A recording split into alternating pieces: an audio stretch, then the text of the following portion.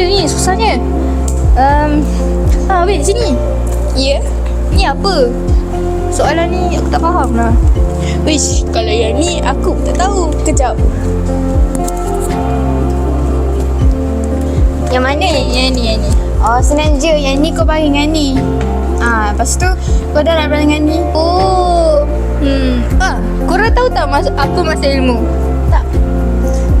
Jom aku bagi tahu. Ilmu adalah asas pembentukan manusia yang mendidik jiwa, membentuk akhlak dan mematangkan fikiran. Dalam setiap pembelajaran lahirnya kefahaman, dalam setiap ilmu tertanamnya nilai. Itulah maksud ilmu.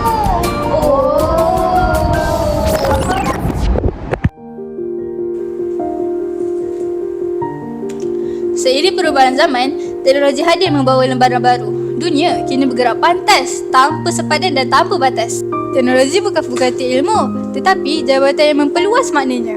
Daripada helaian buku ke paparan digital.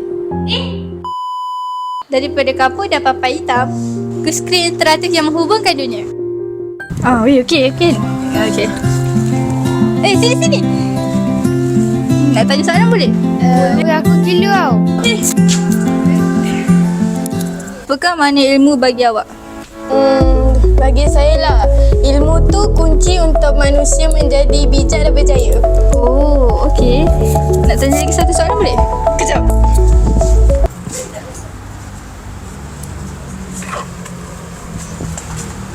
Awak ingat awak boleh lari? Nah, apakah harapan awak untuk generasi masa depan? Saya harap generasi yang akan datang lebih berilmu menggunakan teknologi dengan bijak. Hari ini, teknologi mengubah cara kita belajar dan cara kita berfikir.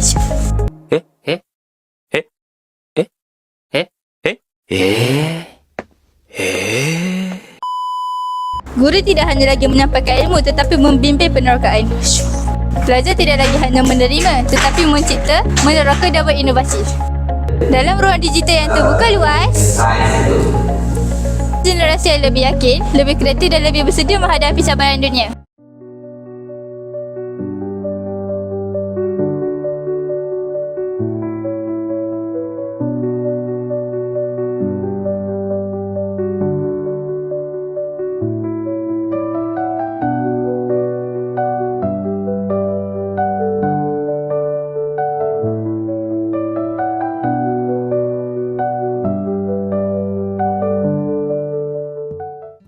Teknologi hanyalah alat, nama ilmu adalah nakodanya.